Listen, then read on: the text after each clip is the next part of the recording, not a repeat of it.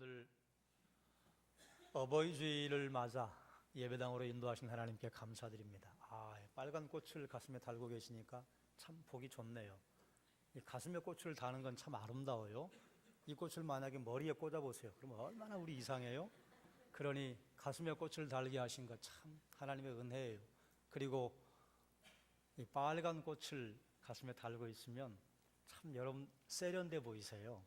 이상해요. 이 빨간 걸 여기다 하면 왜 세련돼 보이는지, 이 말을 했다는 것 자체가 박상규 목사가 드디어 늙어가기 시작하는구나. 빨간색을 좋아하면 그런 거라면서요. 그런데 이건 빨간색은 좋아요.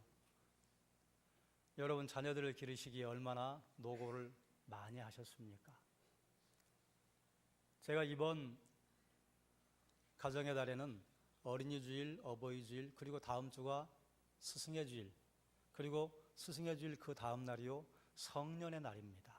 그래서 어떤 교회는 성년 주일로 지키기도 하고, 그리고 21일 지난 22일은 21일이 부부의 날이잖아요. 21일이 둘이 하나 되었다. 그래서 부부의 날이에요. 22일이 그래서 부부의 주일로 지키는 교회도 있습니다. 이 주간 계속해서 가정에 관한 말씀을 선포할 수 있는데, 가정에 관한 말씀을 22일 날 함께 몰아서 하도록 하겠습니다. 우리 교회는 29일 날 새생명 축제이기 때문에 새생명 축제에 관한 복음의 접근을 오늘부터 하려고 해요. 신명기 5장에 보면 너는 내 하나님 여호와께서 명령한 대로 내 부모 공경하라. 그리하면 내 하나님 여호와가 내게 준 땅에서 내 생명이 길고 복을 누리리라. 이 땅에서 모든 사람들이 잘되고 형통하기를 바라는데요, 잘되고 형통하는 하나님께서 주신 확실한 지름길이 여기에 있습니다. 내 부모 공경해라. 부모 공경하는 사람 하나님이 그냥 두지 않으세요. 부모에게 패역 무도하게 하는 사람 하나님이 역시 그만두지 않으십니다.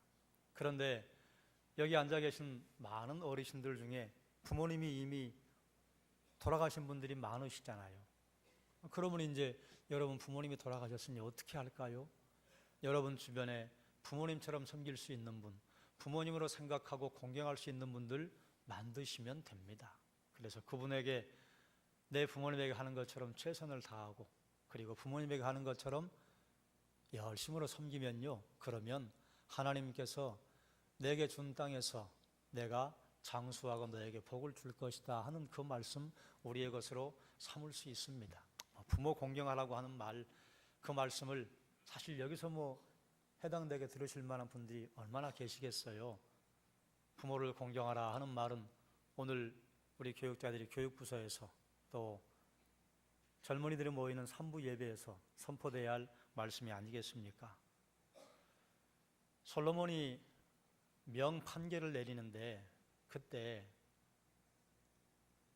자기 아들이 이미 죽임당한 어떤 엄마가 다른 여인의 품에서 다른 아이를 훔쳐가지고 내 아들이라고, 그런데 자기 아들을 모르는 엄마가 어디 있어요. 그래서 진짜 엄마가 보고 자기 아들이 아닌 걸 알고 솔로몬에게 가서 판결해 주세요. 솔로몬이 가만히 들어보니까 서로 옳다고 그래요. 그래서 솔로몬이 명판결을 내리잖아요. 칼로 쪼개라. 이쪽도 달라고 저쪽도 달라 하니까 쪼개서 둬라. 진짜 엄마는 포기해요. 그렇죠. 내가 포기할게요. 살려주세요. 가짜 엄마는요, 쪼개세요. 그러면 참 좋겠네요. 그건 가짜죠. 모든 부모님들이 자녀들하고 때로는 가끔 갈등할 때가 있고, 때로는 자녀들이 부모님의 마음을 아프게 할 때가 있잖아요. 그런데 진짜 부모들은요, 뒤로 물러서요. 그러지 않으세요? 근데 자녀들은요, 부모님하고 갈등을 하거나 혹시 의견이 다르면요, 물러서지 않아요. 왜 그럴까요? 자식이니까요. 부모님은요, 웬만하면 뒤로 물러서요. 내 자식에게 누가 될 것 같으면 그래, 내가 포기하지. 여러분 그렇게 자녀들을 길러 오셨잖아요. 자녀들을 그리 기르시느라고 수고하고 애쓰셨습니다. 빨간 꽃을 다신 부모님들, 그리고 이 자리에 아직 빨간 꽃을 달지는 못했으나 잠정적인 예비 부모님들, 주님의 이름으로 여러분을 축원합니다. 자녀를 기르시느라 애쓴 그 마음이요, 하나님께서 아시고, 그리고 또 사실은 우리는 하나님의 대리인으로 내 자녀들을 길렀습니다. 그런데 자녀들을 기르고 나면 부모님들에게 동일하게 오는 마음이 있어요. 어떤 마음이에요? 나는 이만하면 잘 길렀다. 나는 세상의 최고의 아빠야. 그런 부모가 있다면 아마 정신병자가 아닐까 싶어요. 모든 부모님은 길러놓고, 아이고 내가 그때 철이 없어서 그때 좋은 부모가 못 됐지. 내가 한 번 더 길러보게 하나님이 기회를 주신다면 진짜 잘 기를 것 같은데, 아들에게는 이래서 미안하고 딸에게는 이래서 미안하고, 그래서 할머니 할아버지들 손주들에게 극진하게 사랑을 쏟아붓는데 아마 그런 보상 심리가 있지 않나 싶어요. 내 자식에게 못 해준 것 해주고 싶고, 내 자녀에게 못다한 사랑 해주고 싶고. 여기 계신 어르신들 다 아기일 때 아기를 낳았잖아요. 뭐 10대 때 20대 때 뭘 알아서 부모가 됐습니까? 어찌하다 보니 결혼하고, 어찌하다 보니 자식을 낳고, 어찌하다 보니 아버지 역할도 해야 되겠고 엄마 역할도 해야 되겠고, 그래서 좌충우돌 이렇게 실수하고 저렇게 실수하고 자식을 낳아놨는데, 이제 좀 정신 차리고 이제 철들어서 어른 되고 보니까 아이고 그저 잘못한 거 투성이네. 정상적인 부모님이라면 모두 그런 생각들 하시잖아요. 그래서 하나님께서는 내 부모를 공경해라. 예수님 같은, 또 하나님 같은 마음으로 이 세상에서 사랑을 퍼부어 줄 수 있는 유일한 대상은 부모님 아닙니까? 아낌없이 주는 나무. 못 주어서 가슴이 아프지, 있기만 하면 다 주고 퍼주고, 그리고 몰라도 사랑해주고 알아도 사랑해주고, 그게 부모 아니에요? 그러니 그 부모를 공경하라. 그렇게 희생하신 부모님 공경하면 복 받는다. 그리고 내가 모른 척하지 않는다. 그런데 여러분 어떠세요? 지금 여러분 부모님이 되고 보시니까 우리 부모님에게 불효한 거 투성이잖아요. 내가 그때 그런 말하고 내가 그렇게 행동했을 때, 아이고 우리 아버지 그러셨겠네, 우리 어머니가 그러셨겠네. 그러니 참 우리는 철 들면 부모님 돌아가시고, 철 들면 내가 좀 정신 차려서 어른 되었는데 돌이켜보니 자녀들에게는 미안하고 죄송하고 못해준 것 뿐이고. 그러니 우리가 하나님을 의지하고 살아가지 않는다면 참 인생은요, 무상하다 말하는 사람들의 소리가 옳아요. 그런데 우리가 하나님을 의지하고, 하나님께서 이렇게 우리가 후회하고 안타까워할까봐 내 부모 공경해야 한다. 내 부모 공경하면, 그러면 그 어디서 받니? 그 내가 채워준다. 내가 너에게 준 땅에서 너희의 생명이 길 것이다. 그리고 너희가 복을 받을 것이다. 그러니 여러분 자녀들을 그동안 키우시기까지 참 수고하고 애 많이 쓰셨습니다. 부모가 되게 하신 것 하나님의 은혜요. 또 부모가 아니라도 다른 사람들을 부모와 같은 심정으로 돌보고 사랑을 주게 하신 것 하나님의 은혜요. 사실은 여러분 부모 되보게 해주신 것 하나님의 복 중에 복 아닙니까? 제가 어떤 어르신을 만나서 그분이 하는 이야기를 옆에서 물끄러미 한번 들었던 적이 있는데요. 아들이 셋이 있어요. 그런데 아들 둘이 결혼을 했는데 자식을 안 낳겠대요. 그러니 그걸 바라본 부모의 마음이 얼마나 아프겠어요? 근데 그분이 이런 말씀을 하시더라고요. 난 가슴이 달래 아픈 게 아니라, 그분 표현으로 자식 새끼도 낳아봐야, 그래야 어른 되고, 자식 새끼도 낳아봐야 부모의 은혜도 제대로 알고, 그런데 내 아들이 그거 모르고 죽을 것 같아 걱정입니다. 그런 말씀 하시더라고요. 그렇죠.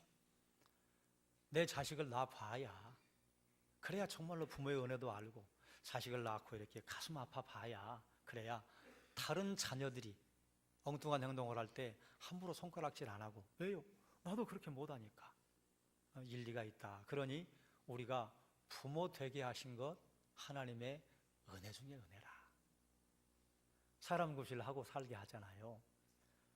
살아가는 게 무엇인지, 또 부모가 된다고 하는 것, 자녀가 된다고 하는 것이 하나님의 어떤 신묘막측한 섭리가 있는지 부모가 돼봐야 깨달아 알지 않습니까? 그래서 자녀들을 기르시나 수고하고 애쓰셨지만 또 우리를 부모 되게 하셔서 하나님의 마음을 요만큼이라도 알게 하시고, 그리고 철들어 버렸을 때 이미 내 부모님 돌아가셨지만 그래도 평생 동안 부모의 은혜도 제대로 모르고 살아가는 무례한으로 살지 않게 하시고, 후회하지만 땅을 치고 눈물을 흘리지만 그래도 부모님의 은혜에 대해서 깨닫게 해주신 것 하나님의 놀라운 은혜입니다.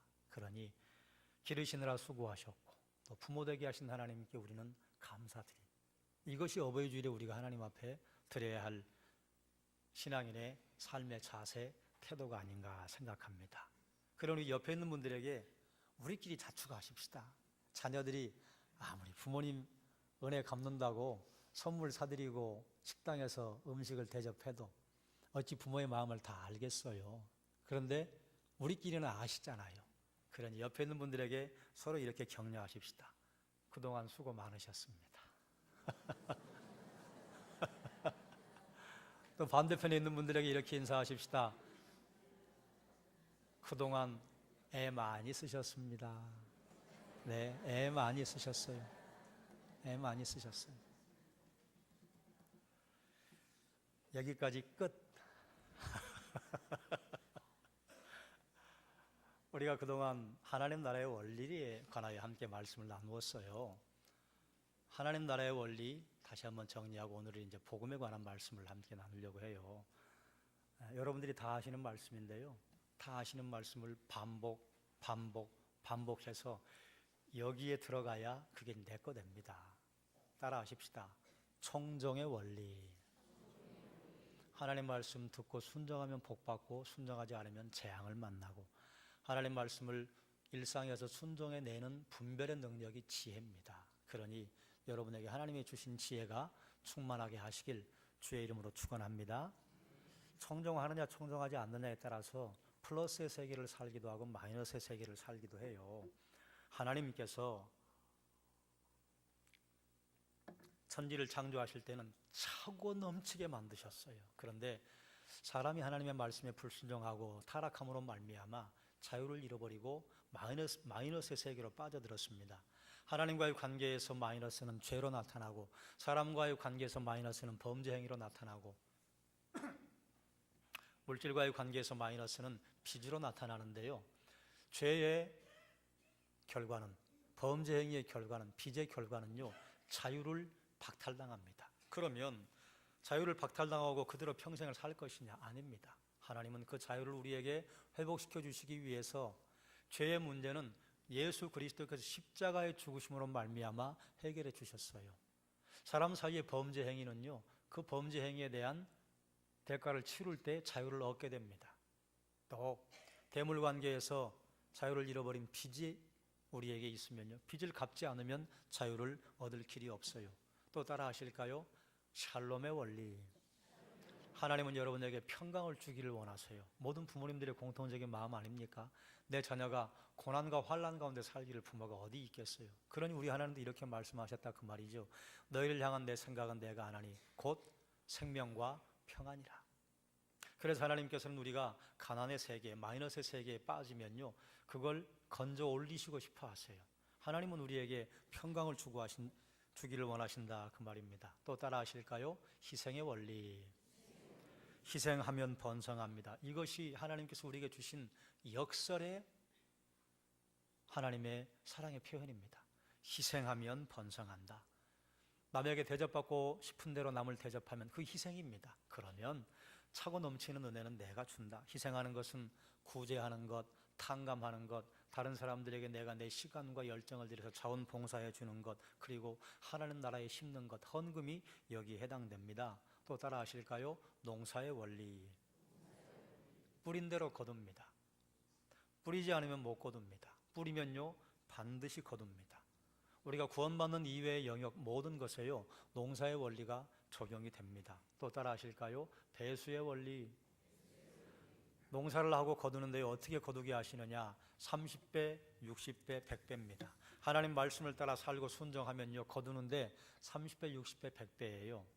하나님의 백성은 하나님 나라의 원리를 따라 사는 사람들입니다. 그런데 이러한 하나님의 원리들을 함께 나누는데 하나님의 원리 중에 최고의 원리는 무엇일까? 또 따라 하실까요? 구원의 원리. 이건 원리이면서 은혜입니다. 구원의 원리라고 말하기는 좀 죄송스러워요. 구원의 은혜예요. 그런데 이것도 원리입니다. 예수 믿으면 구원받는다. 하나님이 정해놓으신 원리예요. 예수님께서 죄로 말미암아 타락한 인간들을 위해서 이 땅에 오셔서 죄의 값을 대신 지불하시기 위해 십자가에서 죽으셨는데 그 사실을 내가 마음에 믿기만 하면 구원받는다. 원리입니다. 그런데 이 원리는요, 희생의 원리하고도 다르고 농사의 원리하고도 다르고 배수의 원리하고도 다른데 사실은 그 깊숙한 곳에는요, 그 원리들이 다 스며들어져 있어요. 아무것도 할 게 없어요. 그러니까 사람들이 당황스러워합니다. 아니, 어떻게 아무것도 한 게 없는데 구원을 받아? 그래서 무언가를 꼭 하고 싶어 해요. 그러나 구원에 관계된 것은요, 할 것이 없습니다. 이게 하나님의 최고의 원리, 최고의 은혜입니다. 세례 요한이 옥에 갇혔어요. 당시 헤롯 안디바라고 하는 왕이 그 동생의 아내, 자기 제수죠. 제수와 재혼을 했어요. 이건 악한 일이라 세례 요한이 책망했어요. 책망하니까 듣기 싫다고 옥에 가두어 버렸습니다. 근데 세례 요한이 이제 옥에 갇힌 다음에 예수님에 관한 소문을 제자들에게 전달받는데 자기가 생각했던 것과는 좀 다르게 행동하셔요. 세례 요한은 그 전에 어떤 말씀을 선포했는가 하면 나는 물로 세례를 주거니와 내 뒤에 오시는 이는 불로 세례를 주신다. 그리고 그분이 알곡과 쭉정이를 가르실 것이다. 그리고 심판하실 것이다 하는 말씀을 선포했는데요, 예수님이 알곡과 쭉정이를 가르신다거나 불로 세례를 주신다거나 하는 일이 안 들려요. 사람들에게 온유하게 대하시고 온화하게 대하시고 치료해 주신대요. 그래서 세례 요한이 예수님에게 직접 세례를 주고 그때 놀라운 경험을 하지 않았습니까? 하늘이 열리고 하늘에서 성령이 비둘기처럼 내려오는 것을 보고, 그리고 하나님께서 이는 내 사랑하는 아들이라 라고 하시는 선포를 듣는 자리에 있었어요. 그런데 메시아가 오시면 알곡과 쭉정이를 가르실 것이다, 심판하실 것이다, 이걸 기대하고 선포했는데 예수님 그런 사역을 하지 않으시는 것 같으니까 당황스러웠어요. 그래서 물었어요. 제자들을 통해서 오실 그이가 당신입니까? 아니면 내가 다른 사람을 기다릴까요? 거기에 예수님께서 내가 크다, 아니다 말씀하지 않으시고 오늘 본문의 답을 제자들에게 입에 넣어주셨어요. 가서 너희 선생에게 이렇게 전해줘라. 맹인이 보고 못 걷는 사람이 걸으며 나병 환자가 깨끗함 얻으며 못 듣는 자가 들으며 죽은 자가 살아나고 가난한 자에게 복음이 전파된다고 해라. 이 말은 무슨 말씀인가 하면 이사야서에 메시아가 오시면 이런 일이 있을 것이다 하고 예언된 말씀이에요. 그 말씀이 지금 실현되고 있다고 가서 알려줘라. 무슨 말입니까? 메시아가 맞다고 알려드려라, 그 말이에요. 맹인이 보는 것, 여러분 설명 필요하지 않죠? 못 걷는 사람, 이것보다는 예전에 개역성경의 번역이 더 좋은 것 같아요. 못 걷는 사람 그러면 좀 장애가 있는 이렇게 생각이 되는데 안전뱅이가 걸으며, 선천적으로 못 걷는 사람이 걸으며, 또 나병 환자가 깨끗함을 얻으며 못 듣는 자가 들으며, 이러면 또 확 와닿지 않아요. 예전에 개역성경은 귀머거리가 들으며, 이게 더 옳은 것 같아요. 그래야 와닿아요. 죽은 자가 살아난다, 이 말 무슨 말인지 여러분 다 아시죠? 그런데 이것은 구약의 메시아가 오시면 하실 사역들이라, 그러니 예수님이 메시아가 맞다, 이거 전해주라고 하신 것인데, 그 뒤에요, 가난한 자에게 복음이 전파된다, 이 말씀 전에 제가 한번 드린 적이 있습니다. 그런데 조금 달리해서 오늘 말씀을 선포할 것입니다. 가난한 자에게 복음이 전파된다, 이게 무슨 의미일까요? 가난한 자란 누구인가? 되게 요즘은 가난을 재정과 항상 연계를 시키잖아요. 돈이 많으면 부자, 돈이 적으면 가난한 자. 그러니까 풍성한 삶은 물질적인 복으로만 다가오는 것으로 오해를 해요. 그래서 좀 자유주의적인 신학을 하는 사람들은 봐라, 예수님 가난한 자에게 복음을 전하지 않았냐? 그러니 가난한 자, 노동자, 소외된 자, 복지의 사각지대에 있는 사람, 이 사람들에게 교회는 다가가야 한다. 주님은 그들에게 찾아오셨다. 뭐 이렇게 하면서 오직 소외받은 자, 헐벗은 자, 가난한 자, 경제적으로 약자들에게만 가는 것이, 그것이 그리스도인들의 소명인 것처럼 가르치는 사람들이 있는데 그건요 잘못된 것입니다. 반은 맞고 반은 맞지 않아요. 맞아요. 그런 분들이 가난한 자 맞아요. 그런데 과연 성경은 그런 분들만 가난하다고 했는가? 그런 분들에게만 복음이 전파된다고 하셨을까? 구약의 표현을 보면 좀 많이 다르다고 하는 것을 알 수 있습니다. 당시에 구약에는 경제적으로 가난하다, 이것은 어떤 상태였는가 하면 구약에서 하나님께서 이스라엘 백성들에게 복을 주시는 것이 세 가지 국면입니다. 하나가 땅, 두 번째가 장수, 세 번째가 자녀예요. 그래서 하나님께서 복을 주신다 하면 항상 땅과 장수와 자녀들의 복이 함께 선포됩니다. 그러니까 구약시대에 가난하다, 그것은 땅이 없다. 땅이 없어서 먹고 살 곡식을 뿌릴 수가 없다. 그래서 구약시대 가난은요 이것이었습니다. 따라하셔요. 조상에게 물려받은 땅을 잃은 사람. 이스라엘 백성들이 가나안 땅에 들어갈 때 그들이 미리 준비해 놓은 땅 받은 거 아니잖아요. 하나님께서 무상으로 불하해 주셨어요. 그래서 땅은 누구의 것인가 하면 하나님의 것입니다. 이스라엘 백성들은 소작인이에요. 평생 동안 하나님이 주신 땅을 잘 경작해서 살고, 그리고 갈 때 땅 싸가지고 못 가잖아요. 놔두고 다시 가는 거예요. 빌려 쓰는 것입니다. 이것이 땅을 바라보는 하나님의 시각이고, 또 하나님의 백성들은 그렇게 살기를 원하세요. 모든 땅이 하나님의 것입니다. 하나님이 적당한 땅을 주셔서 이스라엘 백성들은 거기서 곡식을 얻어서 사는 것뿐이지. 그래서 땅의 주인이 하나님이시기 때문에 유대인들은 땅을 살고 파지 않습니다. 그런데 성경에 보면 땅을 팔았다 뭐 이런 표현이 나오잖아요. 이제 우리 교회 성도들은 말씀할 수 있으시죠? 땅의 소유권을 사고 판 것이 아니라 땅의 경작권을 사고 판 것입니다. 그 어떤 땅을 사고 팔아도요, 안식년이 되면 가장 가까운 친족들이 그 땅 값을요 대신 지불해줘서 다시 그것이 그들의 가문으로 돌아오도록 해줘야 합니다. 이게 기업 무르는 자. 만약에 그것도 안 되면 신년이 되면요 50년째에는요 묻지도 않고 따지지도 않고 다시 주인에게 돌려줘야 돼요. 왜요? 그 땅 내 거 아니니까요.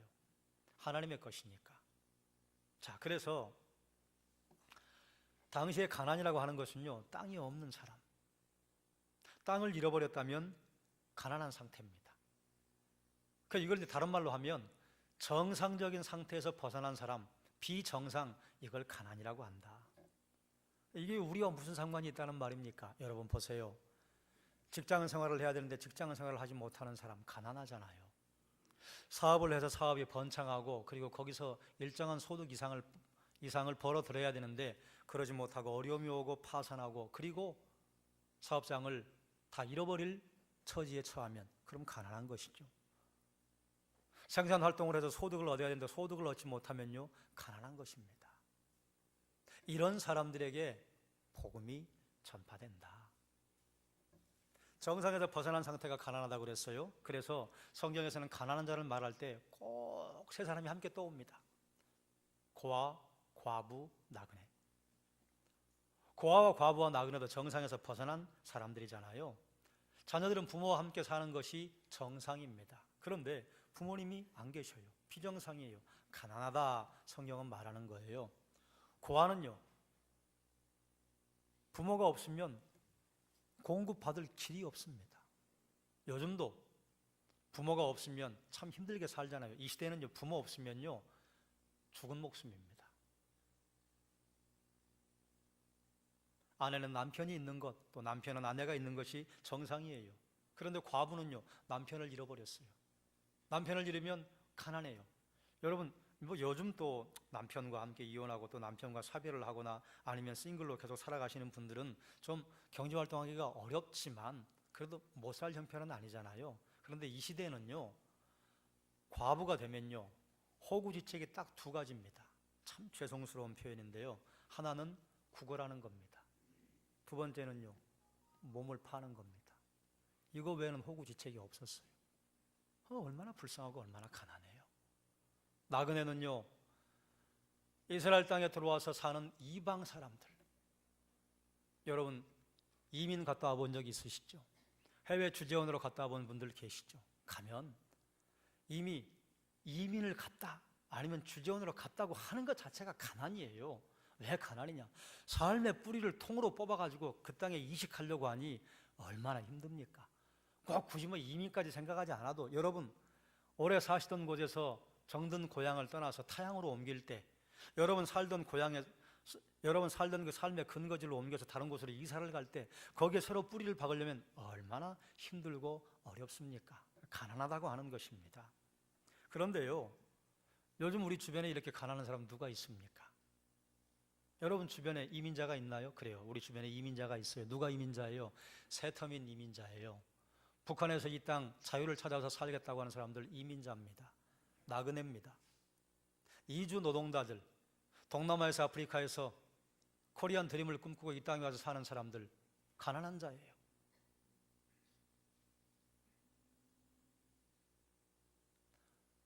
어쩌다가 이 땅에서 돈을 잘 벌면 모르겠으나 돈을 벌어서 뭐 자기가 잘 먹고 잘 살려고 이민 오는 사람도 어쩌다가 혹간이 있습니다. 그런데 대개 이민을 간 젊은 사람들이나 또 이민을 간 가정들은요, 본국으로 돈을 보내요.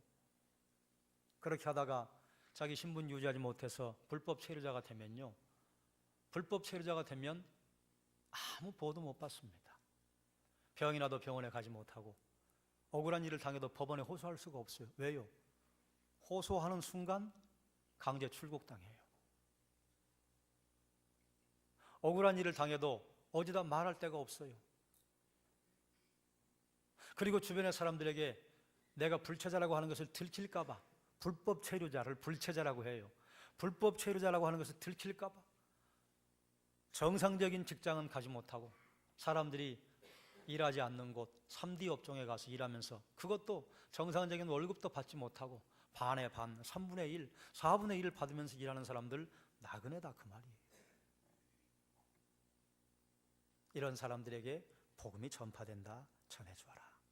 그런데요, 과부나 고아나 땅을 잃어버린 농부는 그래도 괜찮아요. 왜 괜찮으냐? 회복될 수 있잖아요. 땅을 잃어버린 사람은 땅을 회복하면 돼요. 파산하신 분은 다시 일어서면 돼요. 직장을 잃어버린 분은 다른 직장을 찾아가면 됩니다. 눈높이를 낮추어서 일을 할 수 있어요. 고아는요, 부모님이 다시 결혼을 하신다거나 아니면 양자로 들어가면요, 다시 회복됩니다. 배우자를 잃어버린 사람은요, 재혼을 하면 다시 회복돼요. 그런데 주님께서 말씀하신 맹인, 못 듣는 자, 일어나지 못하는 자, 마병 환자, 이런 사람들은 회복이 불가능한 사람들입니다. 당시의 의술로는 이런 사람들은요, 버림받은 사람, 하나님께 벌받은 사람, 무슨 죄를 지었길래 나면서부터 불구로 태어났을까? 그래서 사람 대접도 받지 않는 사람들이 이들이었어요. 신체 장애인, 정신 장애인. 신체가 제자리에 붙어 있는 거, 이게 얼마나 감사합니까? 여러분, 여기 계시는 우리 어르신들 중에 무릎이 불편한 분들 많으시죠? 무릎이 정상이라고 하는 게 얼마나 감사해요. 여러분, 소화 능력이 떨어져서 예전처럼 드셨다간 큰일 나죠. 먹고 싶어도 못 먹어요. 이빨도 이제 제 기능을 다해주지 못해서 예전처럼 뜯어먹지 못하고 씹어먹지 못하고 씹지 못하고, 이빨이 상하면 소화 능력도 큰 부담을 안기 때문에 속도 상해지고, 어르신들하고 어디 가면 사진 찍는 걸 상당히 부담스러워하세요. 사진은 거짓말을 안 하거든요. 그러니 내 본판이 다 드러나니까 웬만하면 사진을 안 찍으려고 하세요. 여러분, 젊었을 적에 그런 고민하셨습니까? 젊었을 적에는 이리 찍어보고 저리 찍어보고 그리고 앞으로 찍어보고 뒤로 찍어보고 찍지 못해서 안 달랐잖아요. 요즘 청년들은 수없이 많은 사진을 찍어서 올립니다. 얼굴이 팽팽하다고 하는 것, 그리고 내가 사진 앞에 섰는데 두려움 없이 카메라 셔터를 누를 수 있다고 하는 거, 이게 얼마나 큰 복이에요. 그러니 우리는요, 하나님께서 주신 것들이 너무 많고 너무 크고 감사할 것 투성인데요, 하나님이 주셨을 때는 감사를 모르고 살고, 하나씩 거두어가시고 이게 은혜였구나, 이게 감사의 제목이었구나 싶을 때 감사가 나온다, 그 말이죠. 신체가 제자리에 붙어있고 신체가 정상적으로 작동하지 못하는 사람들, 그런 정상이 아니죠. 비정상이요. 가난하다 그러는 것입니다, 성경은. 정신이 온전해서 다른 사람들과 정상적인 교제를 하면 건강하고 정상인데요, 그 부유한 것입니다. 그런데 귀신이 들려서 정신 장애 상태에 놓이면 가난하다. 그런데 이런 분들의 문제는요, 회복이 안 된다는 것입니다. 그런데 회복이 안 되는 이런 사람들도 주님과 함께 동행하고 주님을 만나면 맹인이 눈 뜬다, 못 걷는 자가 걷는다, 못 듣는 자가 듣는다, 그리고 마병 환자가 치료함 받는다. 여러분 생각해 보세요. 한 번도 본 적이 없는 분이 어느 날 봤어요. 얼마나 기적입니까? 걸어본 적이 없는 사람이 두 다리에 새 힘이 생겨서 걸어봤어요. 걷는다는 세계는 이런 것이로구나. 그런 것을 복된 소식이라고 합니다. 그런데 가능성이 없는 사람들에게요, 길이 열렸다. 가능성이 없는 사람들에게 살 길이 열렸다. 얼마나 행복한 소식입니까? 가끔 우리 교회 식구들 중에 병원에 입원하시거나 또 몸이 불편해서 집에 계신 분들을 신방을 하면 마음이 너무 아파요. 만약에 그분들이 하나님께 기도했더니 하나님께서 치료해 주셨다, 아니면 신약이 나와서 깨끗하게 나음받았다, 이것처럼 그분에게 복된 소식이 어디 있겠습니까? 그래서 예수님 당시에 회복이 불가능한 그런 사람들에게 하나님께서 예수 그리스도 보내서 정상의 상태로 회복시켜 주신 것, 이게 일어난다고 해라, 그분이 오신 것 메시아다, 그 말이죠. 그러면 그 시대 그 일과 우리와 무슨 상관이 있다는 말입니까? 여러분, 상관이 있습니다. 이 시대에도 회복 불가능한 사람들이 얼마나 많이 있습니까? 여러분, 그런 생각하고 계시는 분들이 있지 않으세요? 나는 이제는 회복 불가능이다, 나는 이제는 못 일어서겠다, 나는 이렇게 깨져버린 우리 집안, 나는 다시는 이제 세울 수 없겠다, 이렇게 깨져버린 내 부부관계, 이제는 다시는 나는 못 세우겠다, 이렇게 깨져버린 친구와의 관계, 이제는 나는 다시는 못 산다. 그런 것이 다 회복 불가능한 상태에 빠진 가난입니다. 그런데 그 어떤 가난도요, 주님께서 오시면 정상으로 돌아온다, 그 말이에요. 자, 그러면 여기서 질문이 생겨요. 주님이 오셨는데 나는 왜 그런단 말입니까? 주님이 오셨는데요, 여기까지 왔냐, 그 말입니다. 주님이 역사적으로 오시지 않은 사실을 모르는 사람 누가 있습니까? 내 심령에 주님이 오셨냐, 그 말이에요. 내 심령에 주님이 찾아오셨냐, 그 말입니다. 내 심령에 주님이 오시면요, 회복 불가능한 상태예요. 주님께서 회복하시고 가능하게 하시고 그 어떤 상황도 만족하게 여기고 견뎌내게 하시는 힘을 주신다, 그 말이에요. 사랑하는 여러분, 회복 불가능한 상태에 있는 것이 불신자의 이야기가 아니에요. 그래요, 맞아요. 한편은 불신자의 이야기예요. 그런데요, 거기에 믿는 자의 상황도 포함이 됩니다. 예수님 오셨지요. 그런데 우리는 또 두 가지 국면을 맞잖아요. 성령 충만하냐, 충만하지 않느냐. 성령 충만한 사람에게는 하나님께서요, 그 어떤 상황도 감당해낼 수 있는 힘을 주십니다. 성령 충만하지 않으면요, 아이고 이제는 그만, 난 이제 못 섭니다. 아닙니다. 그 어떤 사람도, 그 어떤 가난에 빠진 분도요, 하나님께서 힘주시고 성령께서 함께 하시면요, 회복시켜 주십니다. 할렐루야.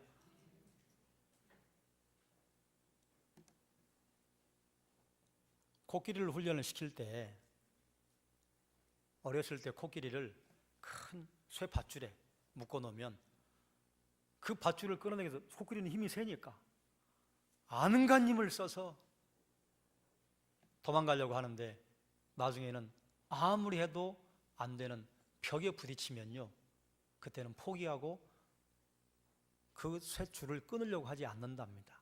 그런데 놀라운 사실은요, 끈만 하나 매놔도, 어린아이도 끊을 수 있는 끈인데 코끼리가 탁 가려고 하다가 팽팽해지면, 아, 그렇지, 이거 쇠줄이지, 그리고 못 간답니다. 하나님은 우리를 만드시고 우리를 부르실 때는요, 어마어마한 일을 할 수 있도록 사람을 창조하셨고, 어마어마한 일을 이룰 수 있도록 하나님께서 성령의 능력을 부어주셨는데요, 누가 제한하느냐? 내가 제한하는 거예요. 나는 이 상황 예전에 겪어봤어. 안 돼. 나는 이런 사람 만나봤는데 안 돼. 예전에 경험해봤어. 넘을 수 있는데, 통과할 수 있는데, 깨고 갈 수 있는데 내 스스로요, 아, 팽팽해졌네, 주저앉지 뭐. 그런 사람의 생애, 예수가 오셔서 내 심령 중심에서 불붙는 역사를 일으키시면요, 뚫고 나간다, 그 말이에요. 가난한 자에게 복음이 전파된다고 하는 것이 우리에게 어떤 의미가 있을까요? 다시 한번 좀 생각을 해보십시다. 하버드 의대 정신분석학자인 알만드 니콜이라고 하는 사람이 이런 말을 했대요. 1900년대에 한 말입니다.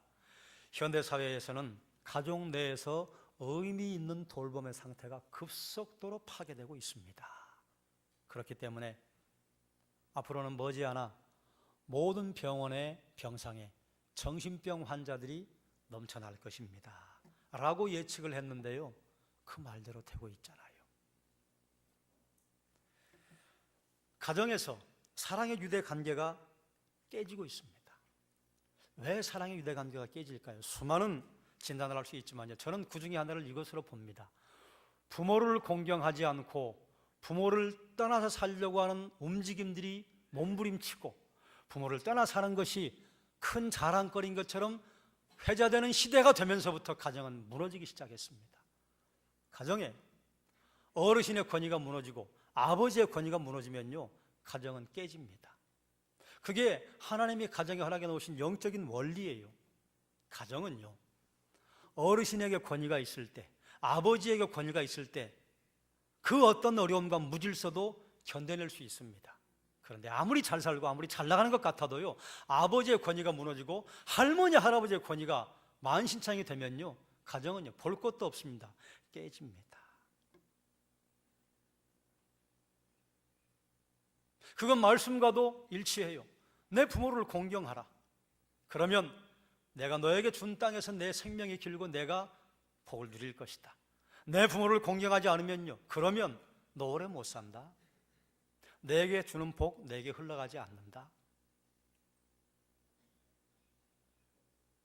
가정에서 사랑의 유대관계가 깨지면서 가족의 정신 건강도 파괴됩니다. 가족 공동체는 상처를 입습니다. 그럼 그것이 가족 안에 머무르게 많아요? 아니에요. 사회로 흘러가고 국가로 흘러가고. 그래서 국가가 이처럼 깨지는 가정들을 돌보겠다고 갖은 정책을 펴면서 교회는 가만히 계시라고 그러는데 참 어이가 없습니다. 어처구니가 없어요. 그건 국가가 못해요. 그건 사회가 못해요. 그건 교회에 맡겨야 하는 거예요. 조금 더 확장시켜, 그건 종교단체에게 맡겨야 하는 거예요. 그건 영적인 세상을 고민하고 생각하는 종교인들에게 맡겨야 하는 거예요. 그런데 그것을 국가가 하겠다고 그래요. 돈은 돈대로 들어가고요, 못합니다. 교회가 핍박당하고 교회가 점점 설자를 잃어가는 것, 그거요, 그리스도인들의 책임이 맞아요. 그런데 그것은요, 시대적인 사탄의 유혹이고 장난입니다. 결국은 교회가 힘을 잃으면요, 사람들의 영혼과 사람들의 감성을 풍성하게 만들어줄 수 있는 예수 그리스도를 전할 길이 사라지게 되고, 그리고 결국은요, 고스란히 그 재앙을 모든 사람들이 맛보게 됩니다. 그래서 교회는요, 지금도 살아있어야 합니다. 그래서 교회는 주님 오시는 그날까지요, 우리의 사명을 감당해야 합니다. 그런데 심각한 것은요, 이처럼 가정이 파괴되고 가족 공동체가 상처를 입는 일이 믿지 않는 사람들의 가정에만 일어나는 일인가? 아니라 그 말이죠. 세상이나 교회나 이런 현상이 동일하게 일어나요. 오늘날은 교회 밖이나 교회 안이나 정상에서 벗어난 사람들이 점점 많아지고 있습니다. 사람들은 많아요. 발에 밟혀요. 그런데 외로워요. 그래서 결국은 지금 찾다가 어디까지 갔느냐? 가상현실로 가면 좀 나을까? SNS에서 소통하면 좀 나을까? 그래서 정말 어처구니 없는 일이 벌어지고 있습니다. 여러분이 만나는 사람 가운데 가장 중요한 사람은 누구냐? 어떤 사람이 진리와 같은 이야기를 했어요. 지금 당신이 만나는 사람이 최고로 귀중한 사람입니다. 나에게 주어진 시간 중에 가장 고귀한 시간은 어떤 시간이냐?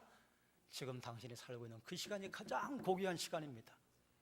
지금 내가 만나고 있는 이 사람을요, 고귀하게 만나지 못하면요, 그 어떤 사람도 고귀하게 만날 길이 없고요, 지금 내가 살고 있는 지금 여기 이 시간을 내가 최선을 다해 살지 않으면요, 그 어떤 시간도 나는요 풍성하게 누릴 수가 없는데요, 앞에 사람을 앉혀놓고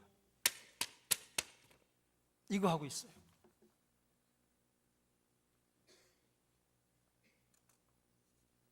여러분, 정말로 필요한 것이 아니라면 앞에 사람을 앉혀놓고 정말 필요한 분들이 있죠. 급하게 연락을 받아야 하고 보내야 하고. 모르겠습니다. 저는 그렇게 깨달음이 와요. 점점 사람의 관계는 파괴되고 황폐해지고, SNS를 찾아가고 가상현실을 찾아가는 사람들은 왜 그럴까? 여러분, 거기서 왕노릇하고 싶은 거예요. 그 어떤 사람도 나에게 딴지 걸지 않고 나에게 이랬느니 저랬느니 책망하고 훈계하지 않는 곳에서 내가 마음에 안 들면 놔버리면 되고 탈퇴하면 되고, 거기서 누가 나에게 딴지를 겁니까? 라고 생각하고 들어갔다가 거기서 다른 사람에게 언어폭력, 또 때로는 집단 왕따를 당하면 견디지 못한 SNS인데요, 가상세계인데요, 점점 가상세계를 찾아갈수록이요, 사람들의 만남은요 황폐해집니다. 속아 넘어가면 안 돼요. 사탄의 유혹이에요. 그게 풍성하면 풍성해질수록 우리가 이렇게 공동체에서 만나서 다른 사람들과 소통하는 것은요 점점 황폐해질 것입니다. 여러분 보세요. 그래도 여기 계신 어르신들은 예전에 어렸을 때 연 날리기도 해보죠. 또 돌 굴리기도 하고 공 굴리기도 하고 서로 우리 몸을 부대끼면서 했던 놀이 문화가 있잖아요. 요즘 아이들은요 놀이 문화가 없어요. 여기 어머님들이 계시고 젊은 어머님들이 조금 계신데, 제가 젊은 어머님들에게 제발 부탁드립니다. 어린 아이에게 놀 수 있는 특권을 뺏지 마십시오. 어린이집, 유치원, 초등학교 때는 제발 좀 아이들에게 뛰어놀 수 있도록, 흙을 밟을 수 있도록 해야 합니다. 세계에서 국어, 영어, 수학, 과학을 가장 많이 가르치는 나라 대한민국.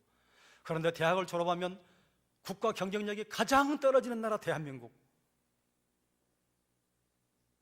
유대인들과 미국의 유수한 학교들은 오전에는 율법을 가르치고 성경을 가르치고, 국어, 영어, 수학, 과학은 남는 시간 오후에 1시간이나 가르치려나 말라나.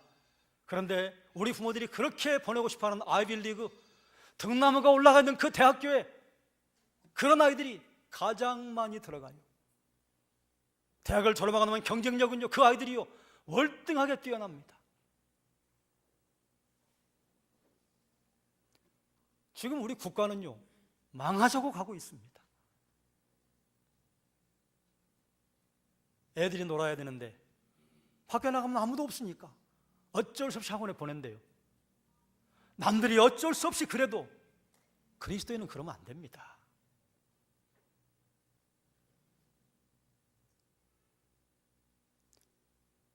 축구가 놀이가 되고 줄넘기가 놀이가 돼야 되는데 축구가 학원의 강좌가 되고 줄넘기가 학원의 강좌가 되는 순간 아이들은요, 흥미를 상실해 버린답니다. 죄송합니다. 그런데 이런 생각을 하고 묵상하면 몸서리 쳐지게 두려움이 찾아와요. 제가 할아버지가 되었을 때 우리 다음 세대는 어떨까?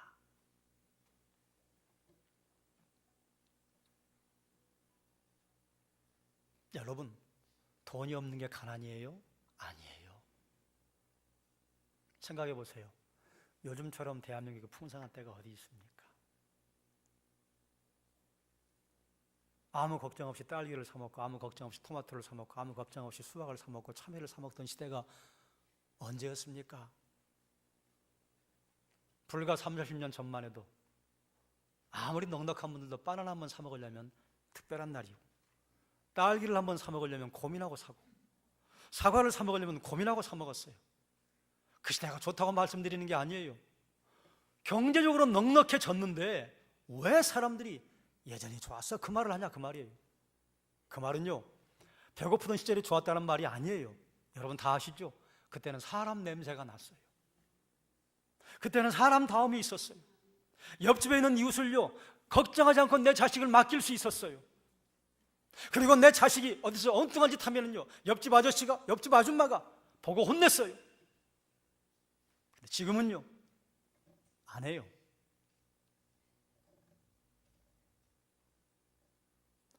경제적으로는 윤택해졌는데요, 점점 사람이 무서운 시대가 돼가요. 이게 부유한 시대입니까? 가난이에요. 가난. 지금 대한민국은, 아니 지금 이 시대, 21세기는 그 어느 시대보다 가난합니다. 무엇이 필요해요? 주의 오심이 필요해요. 어디에요? 내 심령에요. 그래서 저는 여러분에게 묻습니다. 여러분은 부유하십니까? 여러분은 여러분의 심령에 오신 예수 그리스도와 함께 동행하십니까? 그래서 불가능한 일들을 만날 때 주를 의지하고 벽을 뚫고 나가십니까? 좀 확장시킬까요? 여러분 주변에 가난한 사람이 얼마나 많이 있습니까? 여러분 가족 중에, 여러분의 친지들 중에, 여러분의 친구들 가운데 가난한 사람이 얼마나 많습니까? 여러분이 날 부유하게 하신 주님 만났다면 나와 같이 가난에 허덕이던 예전 삶을 살아가는 주변의 친지와 가족과 친구들에게 풍요로운 예수, 나를 살리신 예수, 나를 구원하신 예수 알려줘야 할 책임이 있지요. 여러분들이 평소에 열심히 그렇게 하시는 줄로 알고 있습니다만, 우리가 5월 29일 날 새생명 축제라고 하는 것을 정해서 하자고 하는 것은 한 번 더 힘을 모아보자 그 말입니다. 기도를 모아보고 우리의 정성을 모아보고, 그리고 집중하지 않았던 걸 이쪽에 집중해서 우리의 가난을 해결해 주신 예수 그리스도 다른 사람들에게 알리는 일을 해보시자 그 말이에요. 그러니 여러분 마음속에 떠오르는 분들이 계시지요. 그분들을 위해서 기도를 먼저 심으세요. 그리고 가서 말할 수 있는 지혜, 가장 적당한 시기를 잘 파악할 수 있도록 하나님께 기도하십시다. 그리고 하나님께서 깨달음을 주시면, 마음에 감동 주시면 한번 나가서 얘기해 봅시다. 왜냐하면 누군가 우리에게 그렇게 다가와서 나를 부유한 자로 만들어 주었기 때문에 그렇습니다. 말씀을 정리하겠습니다. 메시아가 이 땅에 오시면 이런 일이 일어난다. 맹인과 못 걷는 자와 나병과 못 듣는 자, 죽은 자, 이 사람들은 어떤 가난한 자냐? 회복이 불가능한 가난한 자였습니다. 이건 그 시대 이야기인가요? 아니에요. 이 시대요, 얼마나 많은 가정들이 평안하고 안락한 장소가 되어야 되는데 얼마나 많은 가정들이 견디는 장소가 되고 두려움의 장소가 되고 그저 거기에서 서로 밥만 먹고 잠만 자고 가는 장소가 되고 있냐 그 말이요. 얼마나 많은 사람들이 사람 만나면 즐겁고 마음이 편안해야 되는데 사람을 만나고 타인을 만나면 겁부터 나고 경계해야 하고, 그리고 저 사람이 무슨 일을 하지 않을까, 이런 시대가 이 시대가 무슨 부유한 시대요? 이 시대가 무슨 파라다이스? 이 시대가 무슨 복지국가예요? 아니에요. 이 시대는 가난한 시대예요. 이 가난한 시대에 가난을 해결하기 위해서 지금도 메시아가 필요하고 지금도 예수께서 오시는 것이 필요합니다. 예수 만난 나도 내 심령 속에 예수가 왕 노릇하시고 내 인생의 깊은 곳에 자리를 잡고 계셔. 내가 가난을 살지 않아요. 여러분 부유하십니까? 여러분 부유하시다면 여러분 주변에 가족과 친지와 친구들 중에 가난한 자가 얼마나 많아요. 이 시대는 하나님을 멀리하면서 참 만남이 사라지고 샬롬이 사라져버렸습니다. 샬롬이 사라졌어요. 그런데 소망이 있어요. 어떤 소망이냐? 그리스도를 믿는 사람들이 있는 곳은요, 여전히 사랑의 수고를 합니다. 그리스도를 믿는 하나님의 백성들이 있는 공동체는 여전히 사랑의 온기가 있습니다. 우리 교회 수많은 성도들이 그런 분들이고 예수 믿는 수많은 사람들이 아직도 대한민국에 전 세계에 대단히 많아요. 이제 다시 한번 주변을 돌아보고 가난한 사람들, 헐벗은 사람들에게 그리스도의 복음, 예수 그리스도 전하는데 하나님 저를 사용해 주세요. 우리를 사용해 주세요. 먼저 기도하고 준비합시다. 그래서 새생명 축제에 누구를 데려올 수도 있고 데려오지 못할 수도 있어요. 그것이 중요한 게 아니에요. 사랑의 수고를 해봤느냐 해보지 못했느냐가 더 중요한 것입니다. 사랑의 수고를 해보시기를 주님의 이름으로 축원합니다. 기도하겠습니다.